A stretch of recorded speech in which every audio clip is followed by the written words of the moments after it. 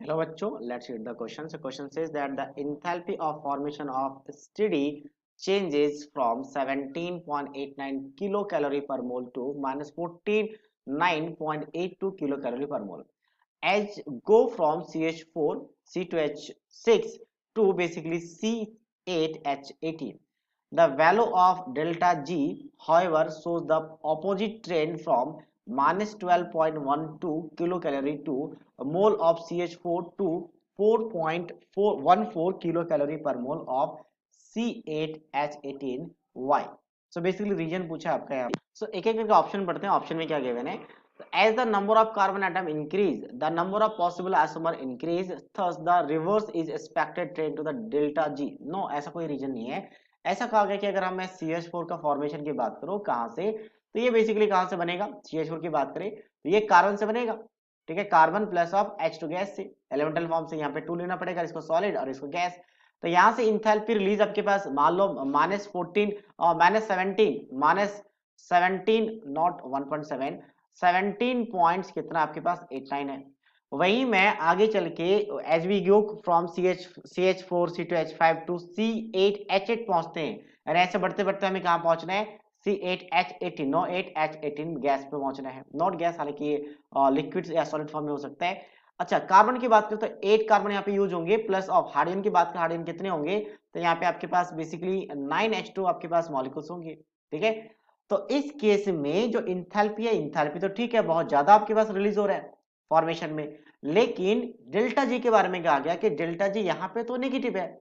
यहाँ पे आपके पास -12.12 है, बट यहाँ पे डेल्टा जी पॉजिटिव कैसे आ गया? Positive that is 4.14, that is non spontaneous कहा जाता है अगर पॉजिटिव आ जाए तो. ये रीजन क्या है? तो अब पहला ऑप्शन इसने कहा कि जब नंबर ऑफ कार्बन एटम बढ़ेगा तो आइसोमर बढ़ेंगे.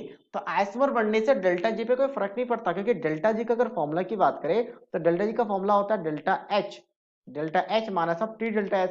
तो यहाँ पे इंथैल्पी और एंट्रोपी में फर्क पड़ता है. तो इंथैल्पी तो बहुत ज्यादा नेगेटिव है, तो एंट्रोपी में फर्क पड़ेगा. और टेम्परेचर तो वही रहेगा ऑलमोस्ट ऑलमोस्ट, या फिर हो सकता है टेम्परेचर के बारे में मेंशन नहीं है तो हम सेम टेम्परेचर दोनों जगह पे मान के चलेंगे. तो हम बात करते हैं एंट्रोपी पे, यानी कि पहला ऑप्शन तो इनकरेक्ट है.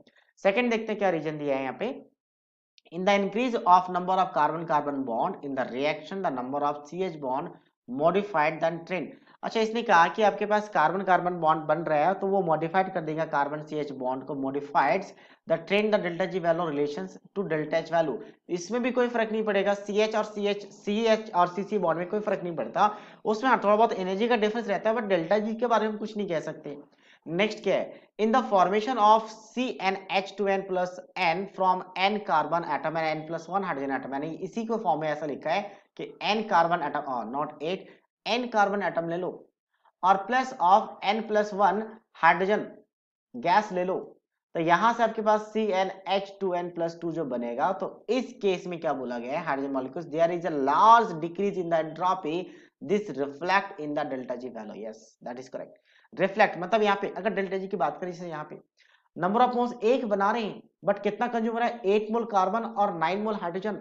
और मेनली ये सॉलिड है तो उसको छोड़ो, 9 मोल हाइड्रोजन, मतलब 9 मोल हाइड्रोजन को रिड्यूस करके हमने 1 मोल में कन्वर्ट कर रहे हैं, और वो भी नंबर ऑफ कार्बन बढ़ने पे.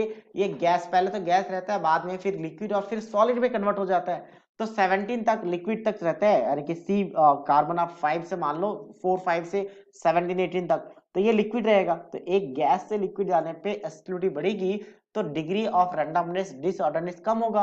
और वो भी 9 मोल से 1 मोल बन रहा है, तो ऑब्वियसली डिसऑर्डरनेस यानी कि डेल्टा एस कम होगा. तो डेल्टा एस कम होगा तब नेगेटिव बन गया, नेगेटिव और वो भी लार्ज नेगेटिव. तो नेगेटिव इंटू नेगेटिव पॉजिटिव बन गया. तो सेकंड वाला फैक्टर पॉजिटिव है और फर्स्ट वाला फैक्टर नेगेटिव है. तो ये फैक्टर बहुत ज्यादा हो गया होगा, और बहुत ज्यादा हो गया तो ओवरऑल डेल्टा जी पॉजिटिव आ गया होगा. तो यही तो मेन रीजन है कि आपके पास रिफ्लेक्ट होता है कि इसका डेल्टा जी में decrease in the large decrease in the entropy. तो that means option C is the right answer. Next क्या है? No simple reason is possible. नहीं, आपने ऑलरेडी हमने रीजन डिसाइड कर लिया, तो ऑप्शन डी ऑब्वियसली नहीं होगा. So that means C is the right answer of this question. So I hope you understood it well. All the best.